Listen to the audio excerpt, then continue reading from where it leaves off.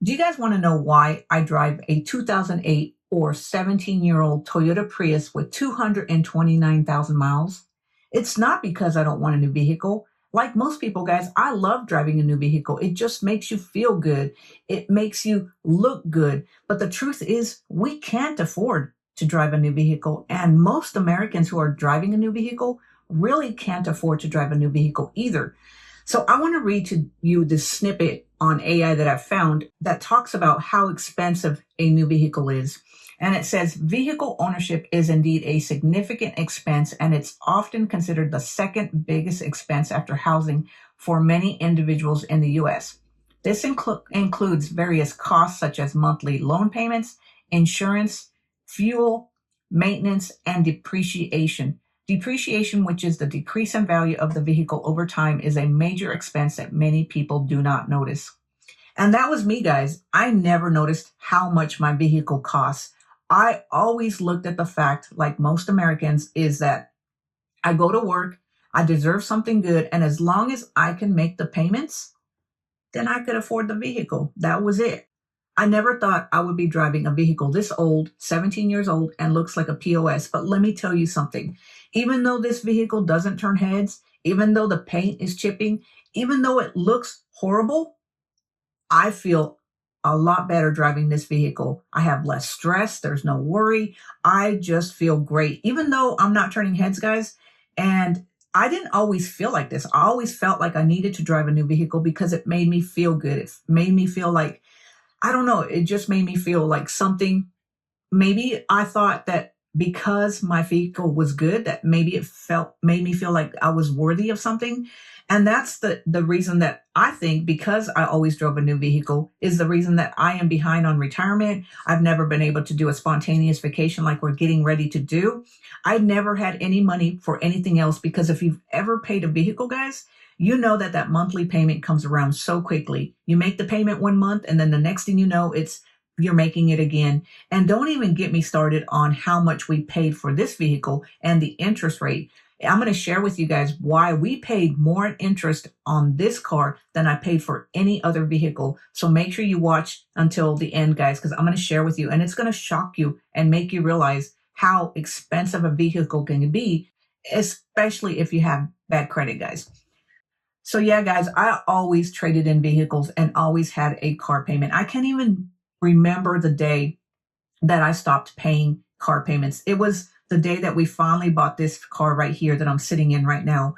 And it was when we got the pink slip. And I can't even tell you how old I was, but that was the day that I said, I'm done paying cars. I'm not going to do another car payment. That's it. Now, like I said, guys, this wasn't always my belief about vehicles. I always thought I had to drive the newest. I always found myself trading in vehicles. And you know, guys, if you're in the position where you're trading in vehicles, that's the worst thing that you can do. Because one of the things that I realized is that every time I traded in a vehicle, I was always losing money. I was paying more for the loan than the vehicle was worth. Because for most people, guys, when they have a vehicle, it depreciates the minute that it goes off the lot. And the more you pay it, even though you're making monthly payments and your payment never changes, that vehicle is depreciating. So whenever you go and trading a new vehicle, you're actually trading up, meaning that you're trading in something that is worth less than it was when you bought it. So that's the only thing that you probably trade in, especially if you're trading in vehicles all the time, like I used to, is you're actually losing money every time you trade that vehicle. And that was what I found myself doing every time, especially when I was younger, guys, because like I said, for some reason, I tied driving a new vehicle to my worth, to how I felt, and it made me feel good. And I don't know why that was, guys. Maybe it was because of how I grew up, where my parents were always telling me that I wasn't good enough, and it made me feel horrible. And driving something new, driving something nice just made me feel better. I don't know. But another thing I didn't realize, guys, is that every payment that you put towards that vehicle is robbing you of your future. It's preventing you from putting money in the bank, especially if you don't make a lot of money, guys, and you're already living paycheck to paycheck and you're making a car payment. Well, that's preventing you from saving money for your future. And guys, like I said, you have to sit down and figure out why you keep buying new vehicles. Is it because it makes you feel better? And And I know a lot of people are going to say a new vehicle is safer, it's more reliable, you can't take a long trip on it. And guys, well, I admit, I don't take this vehicle on long trips. I use this vehicle to get me back and forth to work. I use it for my commuting vehicle every day. We have two vehicles. Like everything else, guys, you always have to have a backup. When you're investing in the stock market, you can't put all your eggs in one basket. If you're driving an older vehicle, and you find yourself not feeling comfortable to go out of town, or maybe you're female and you're afraid that it's going to break down and you just don't want to have to deal with all the headaches of being stuck out in the middle of nowhere, well, the best thing you can do is have two vehicles. And that's what we do. You might have seen me in our other vehicle that is newer than this one. And even though it is newer, guys, it's still older. It's a 2016 GMC. And we paid cash for that, guys. It was the first vehicle that we actually paid cash. And the reason that we were able to pay cash, guys, is because we didn't have a car payment that we were having to pay every month. So we were able to save and invest because we knew one day we were going to have to buy another vehicle.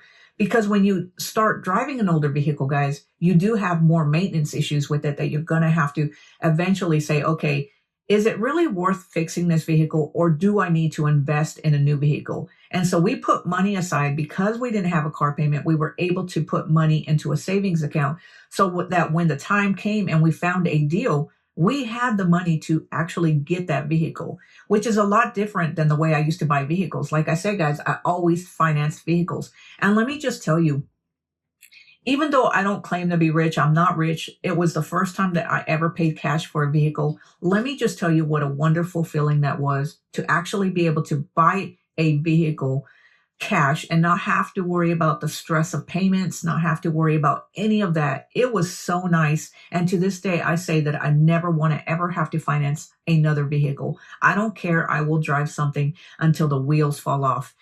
And that's what I'm doing with this vehicle. And like I said, guys, we do have a newer vehicle. It's not brand new. It's a 2016, but it is more reliable for us. And we are able to drive that vehicle out of town, go on trips, and we just feel more comfortable driving that vehicle than we do with the older vehicle, because this vehicle is just used for commuting.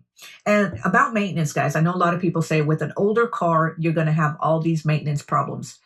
Well, for us, our experience is because we drive an older Toyota, which Toyota is known for the reliability, it has not cost us a lot. In the last 2 years for this vehicle, we did have the water pump go out, but we paid for the pump from Toyota. And I think the water pump itself was $150. We watched a YouTube video and installed the pump ourselves. This car has been running flawlessly ever since. I did have to buy new tires for it, but because of the small tires on the Toyota Prius, I think the tires were about $500 for the tires. And as long as we rotate them on a regular basis, these tires should last for a long time.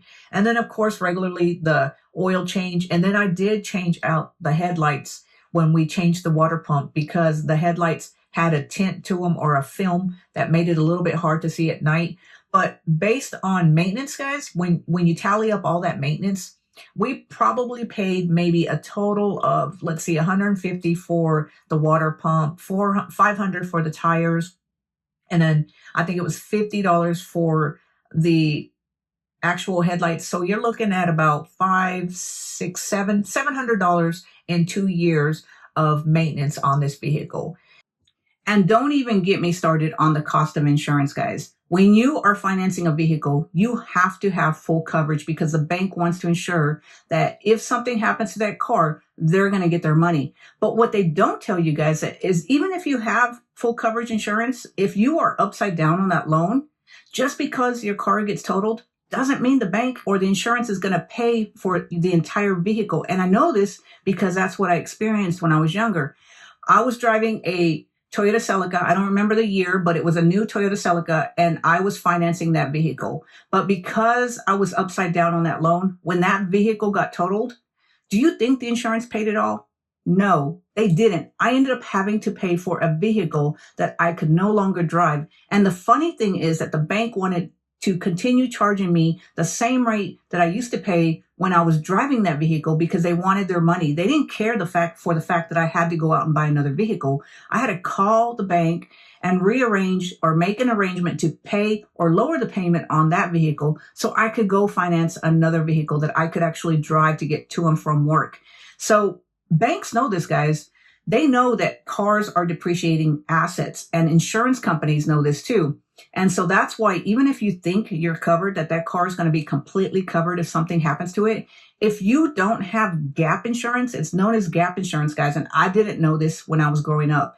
But if you are financing a vehicle, you want to make sure that you have gap insurance because this covers you that if the vehicle that you're driving is a depreciating asset, well, every vehicle is a depreciating asset, or if you owe more on the loan than what it's worth, gap insurance allows you to get that vehicle paid, will allow the car insurance company to pay the entire vehicle because you're covered with gap insurance. And most people don't know this. At least I didn't know this when I had a vehicle.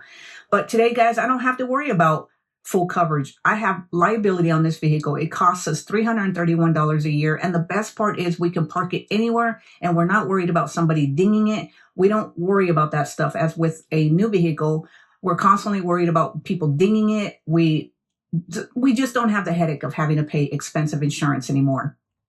When we had the car payment, guys, now let me tell you about why it's also expensive to buy a new vehicle, especially if you don't have good credit. When we bought this vehicle, guys, our car payments were $579 a month. Every month, like clockwork, for 5 years is what we paid to buy this car. So I'll take paying $600 in maintenance a year over paying $579 every month for a car. And the reason that our payments were $579, guys, with an interest rate of 12%. I think it was higher than 12%. Honestly, I can't even tell you how much it was. I can just tell you that it was ridiculously high interest rate. And let me share with you guys why this is the case. So when we bought this car, guys, we had went through bankruptcy. We bought it after our bankruptcy. And we bought it because we needed it to get to and from work. That's the one reason that so many Americans buy a vehicle. You have to commute. You have to find a way to work. But for the most part, that's what most people use their vehicle for, especially in the United States. And that's where we ended up having to buy this vehicle. And we financed it because, like I said, guys, when we had in the past, we didn't understand the importance of saving and investing. So we didn't have any money in the bank. We had to finance it. And I think we didn't even have the money for a down payment, but we were able to get this vehicle without a down payment. And because of our bad credit, guys, we ended up getting a ridiculously high interest rate. So if you have bad credit, that's the worst time to finance a vehicle because they're going to rob you. And that's even going to be worse. You're going to be putting yourself in a situation where you're paying a ridiculously high interest rate and because of your bad credit. So the moral of the story is, guys, I know you want to drive a new vehicle. Like me, guys, I love driving a new vehicle. We see people with new vehicles and you're sitting here wondering, why do I have to drive a beater when I know I can afford the payments on a new car? But the truth is, can you really afford those payments? Or are those payments going to rob you of your future? Are they going to make you feel stressful? What happens if you lose your job and you can't make those payments anymore? Well, the bank's going to come and repo that car. So even though you want to drive a new vehicle, guys, it may not be the right time. It may not be the best time to do it. So we could afford the payments on a new car. My partner works a good job. I work a good job, or I just got a good job.